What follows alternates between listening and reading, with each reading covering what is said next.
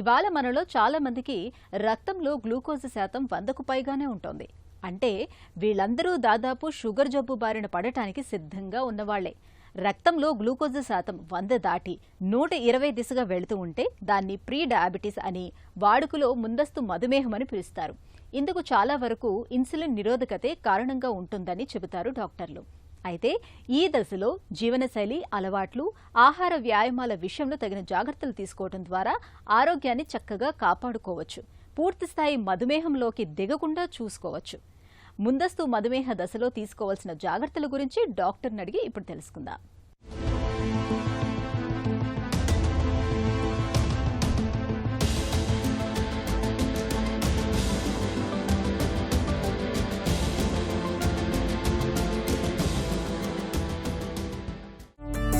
Pre diabetes అంటే ఏంటి?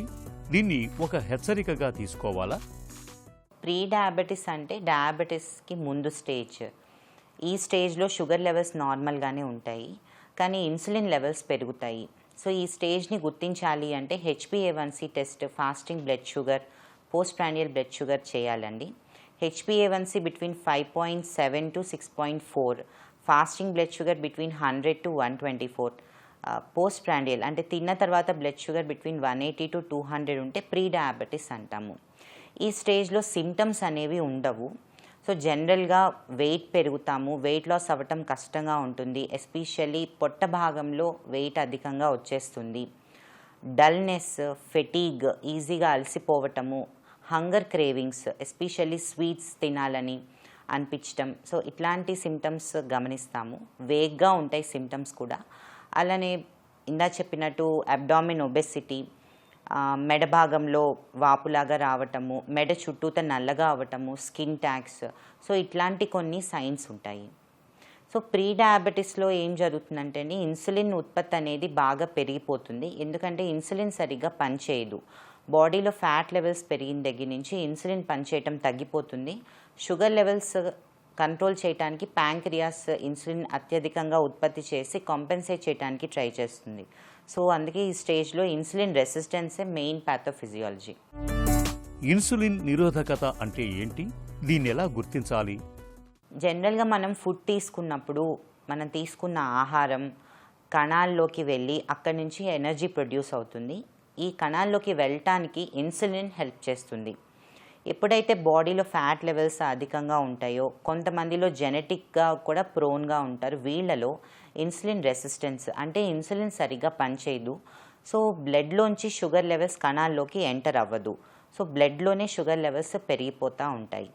అలానే షుగర్ లెవెల్స్ బ్లడ్లో అధికంగా ఉన్నా కూడా వాళ్ళకి ఎనర్జీ సరిగ్గా ప్రొడ్యూస్ అవ్వకపోవటం వల్ల వీక్గా అనిపిస్తుంది. సో పెరిగిన బ్లడ్ షుగర్స్ని కంట్రోల్ చేయడానికి కోసం ప్యాంక్రియాస్ అధికంగా పనిచేసి ఇన్సులిన్ లెవెల్స్ని పెంచేస్తుంది. దీన్నే ఇన్సులిన్ రెసిస్టెన్స్ స్టేజ్ అంటాము. ముందస్తు మధుమేహం ఎందుకు వస్తుంది? బరువు లేకున్నా ప్రీ డయాబెటిస్ రావచ్చా? ప్రీ డయాబెటిస్ ముఖ్యంగా వెయిట్ గెయిన్ అవటం వల్ల వస్తుందండి, ఎస్పెషల్లీ ఫ్యాట్. సో బాడీలో 2 రకాల ఫ్యాట్ ఉంటుంది, visceral fat, subcutaneous fat. Visceral fat అంటే లోపల అవయవాల చుట్టూత పెరిగిన ఫ్యాట్ని విజరల్ ఫ్యాట్ అంటాము. ఈ ఫ్యాట్ చాలా డేంజరస్. దీని నుంచి కూడా కొన్ని హార్మోన్స్ ఉత్పత్తి అవుతూ ఉంటాయి. ఇన్ఫ్లమేషన్ కలగజేసే హార్మోన్స్ కూడా ఉత్పత్తి అవుతాయి. సో ఎప్పుడైతే ఈ విజరల్ ఫ్యాట్ పెరుగుతుందో ఇన్సులిన్ పనిచేయటం తగ్గిపోతుంది.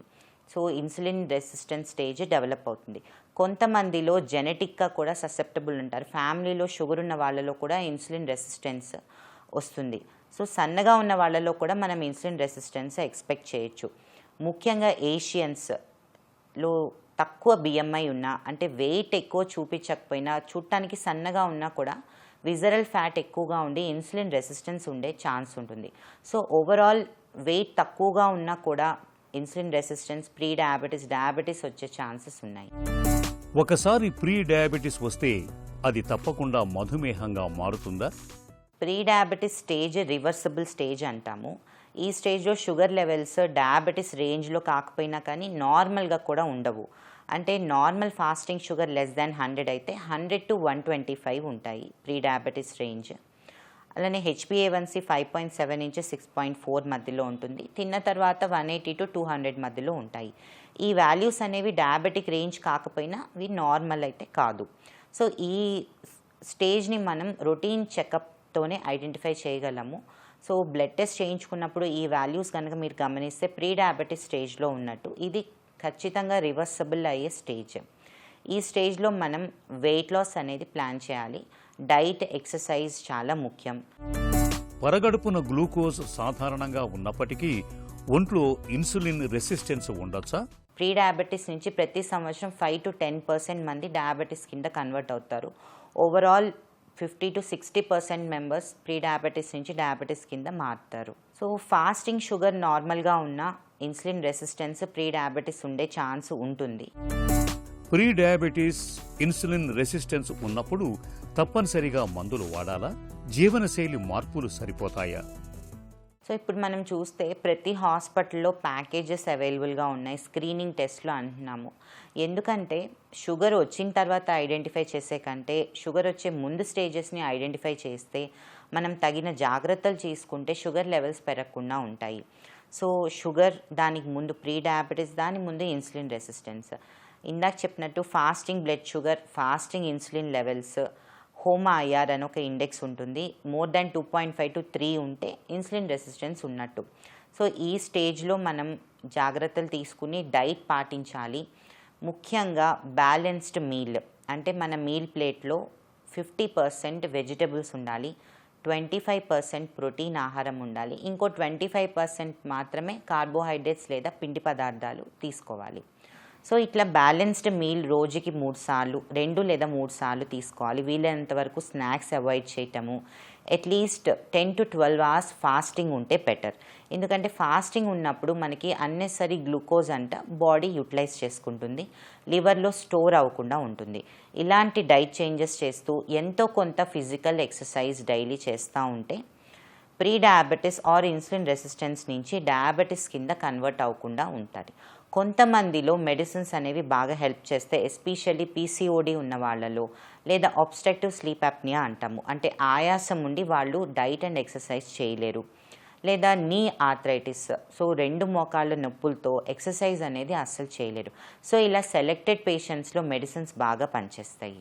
మధుమేహంతో పాటు ఇతరాత్ర జీవనశైలి జబ్బుల్ని తెచ్చిపెట్టే ఇన్సులిన్ నిరోధకతకు అడ్డుకట్ట వేసేందుకు ఆహార వ్యాయామాలే మేలైన పరిష్కారాలు. ఈ దశలో సమతుల ఆహారం, నిత్యం చాలినంత వ్యాయామం, తరచూ ముందస్తు పరీక్షలు, ఇవే ఆరోగ్యాన్ని దివ్యంగా ఉంచే తారక మంత్రాలు.